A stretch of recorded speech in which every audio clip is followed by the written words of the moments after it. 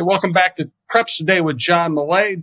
Star of the show is, of course, John Millea from the MSHSL.org. You can find his written work at John's Journal at that website. And, of course, you can hear what we like to call the spoken word artistry here at TalkNorth.com. We're coming to you from the Aquarius Home Services Studio.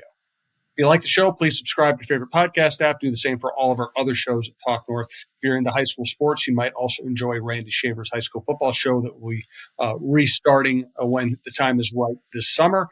He did a great job for us last year. Randy and John, two of the best that they could possibly do these shows for TalkNorth.com. Thanks also to our longtime sponsor, Jody Stay's Pizza Barn in Princeton. We'll tell you more about Jody and her fine operation later.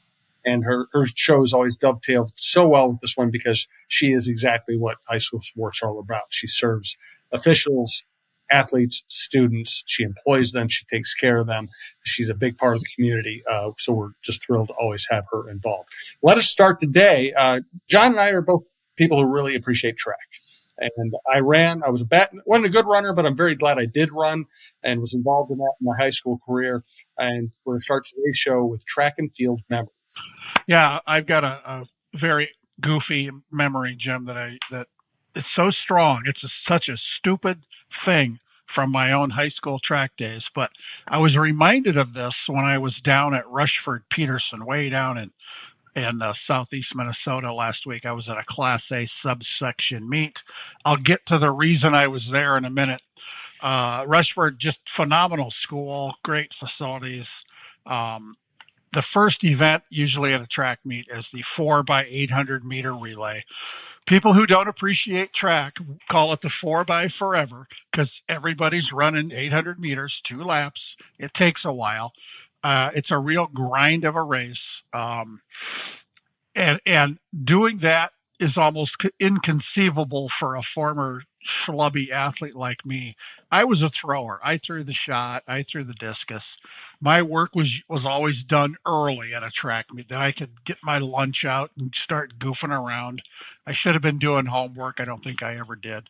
But as I was watching these 4x800 kids down in Rushford, this memory just popped up in my head. I don't know if I was a high school junior or senior maybe, where we were at our conference track meet at the one school in our conference that actually had a track. The track was in the town of West Bend, Iowa. This was the beautifully named Corn Belt Conference in Northwest Iowa, which is a fantastic name. I don't even think that conference is around anymore. So I had thrown the shot. I'd thrown the discus. I was done. This is small school sports. You know, we didn't always have enough kids to compete in every event. But I was done. My fellow throwers were done. Our track coach, we had one track coach, gathered me and 3 other big dopes and told us we were going to run the 4x800 relay. It was probably the 880 relay then. We didn't even know what this was. You know, hey, how far do we have to run, coach? I can remember him explaining you're going to hand off the baton. Everybody's going to run 2 laps. And this was inconceivable. But we did it. We ran the race. And his closing argument was, if all you dummies do is finish the race, we're going to get 1 point in the team standings. That's all you got to do. We're looking for 1 point here, you knuckleheads. So off we went. You know, I don't think any of us had ever even handled a baton before. We ran very slowly, and I remember running down the backstretch with a cousin of mine who was from another town in our conference, Mallard, Iowa. The Mallard Ducks. We're like elbowing each other and screwing around on the backstretch and making fun of each other. I'm sure we finished last, but by golly, we finished. That was not the supreme highlight of my high school athletic career, but it certainly is a strong and fun memory. I don't know why that popped into my head when I was down at this meet. Anyway, the reason I was at Rushford-Peterson, this was a Class A subsection 1 track meet. I interviewed and wrote about a senior from St. Charles. His name's Christopher Hilton.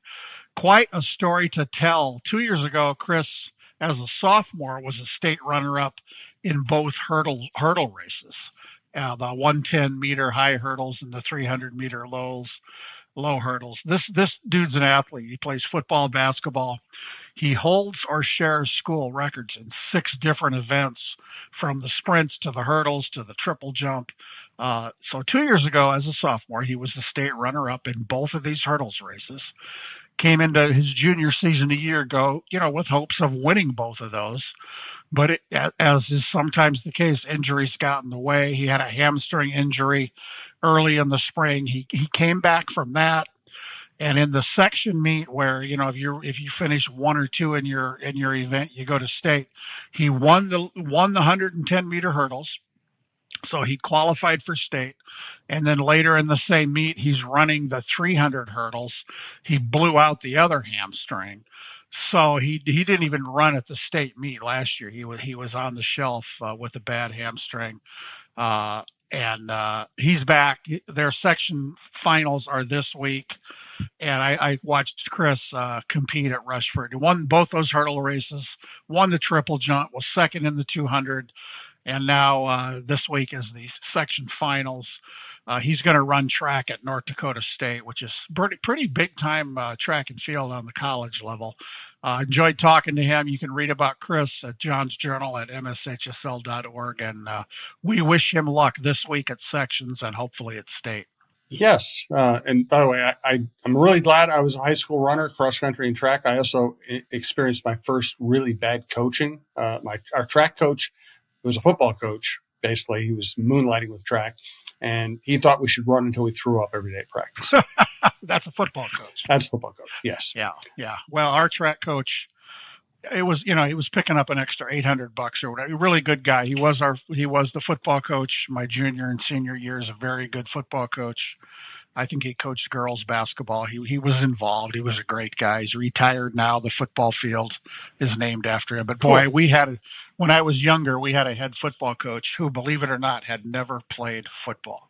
Wow. He went to a tiny high school that didn't have football. He was a basketball star and also coached basketball, but a horrible coach. I mean, it was that whole thing of run them till they throw up and scream at them. And so, I had some great coaches and some not so good, but lots of great memories. The great coaches really make a big difference, though.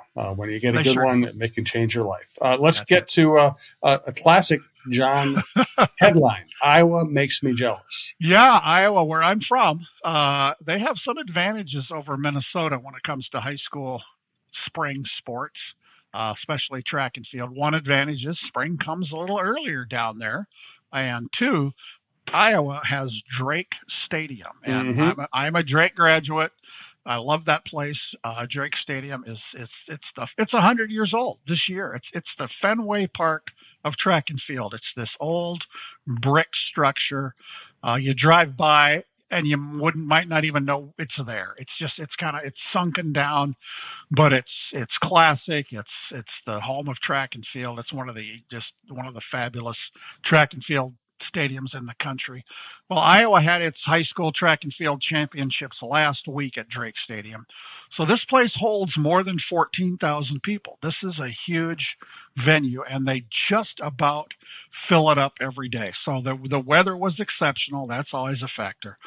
So they had a 3-day high school track meet, boys and girls, and the total attendance was more than 40,000 people, which is just unbelievable.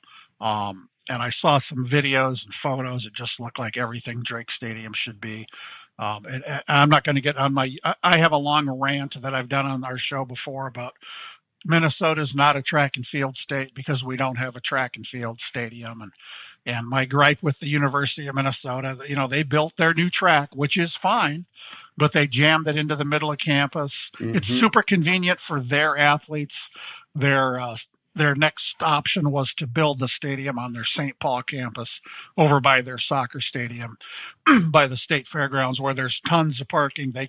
I'm dreaming here, but to have like an 8,000 seat track and field stadium with seats that actually extend around beyond the finish line. And what I've always said is the Gophers did the best thing for University of Minnesota track and field. They could have done the best thing for Minnesota track and field by moving their track. There's a private road between the campuses. It's easy to get back and forth for the athletes and everybody. Anyway, that's my gripe. I didn't mean to bring that up, but of course I did. Here's what I don't like. Here's what I can't figure out about my home state. They have way fewer high schools than we do in Minnesota. Up here in track and field, we have 3 classes. In Iowa, they have 5 classes of track and field. I get it. A lot more kids get opportunities to go to state, to run at Drake Stadium, to have their family watch them run, in that beautiful place. But that's just baffling to me. Why you need 5 classes? I don't know. I don't know what the difference in schools is. We have 500 or 600. They may have 300 or 400. It's something like that. But way to go, Iowa! They had a great track and field meet. Just phenomenal stuff. And I'm quite often proud to call myself a former Iowan. That's good stuff. I've been to Drake, and it's a cool stadium. I actually played a lacrosse game there once. It's a beautiful setting. It really is. Yeah. We're going to get to state tournament time. We're going to remember a friend. We're going to get John's and MSHSL's most valuable teammate of the week. But first, we want to know more about Jody Stay's Pizza Barn in Princeton. Yeah, downtown Princeton. It's easy to get to. I was just looking at the calendar, Jim. We're almost to June. I don't know how that happened. We're the last week of May. So if you hustle in this week, you can still get the May pizza of the month. Cole's Pizza is the name. It includes the Pizza Barn's famous homemade crust, homemade ranch dressing, French fries on top, cheese and bacon crumbles. It's named after Cole, who advises you to dunk those slices in ketchup. It's available till the end of the month here. Time's running out for dine-in, carry-out, take and bake delivery, just like everything else on that menu. Remember the always great lunch buffet Monday through Friday from 11:30 to 1:30. You're guaranteed to find a whole bunch of delicious options every day. And thanks again, as you said, Jim, to our great friend Jody Stay and her outstanding crew at the Pizza Barn. We're going to wrap this podcast up. We're going to put this thing to bed in a few weeks. We're hoping to do the last show from the Pizza Barn, and I can't wait to get back up there to Princeton. Yes, looking forward to seeing Jody. It's been too long. Let us get to state tournament time. Yeah, this week we're kind of the calm here before the state tournament storm. We are very busy this week with section tournaments in just about every spring sport, and the state tournaments, which will start next week.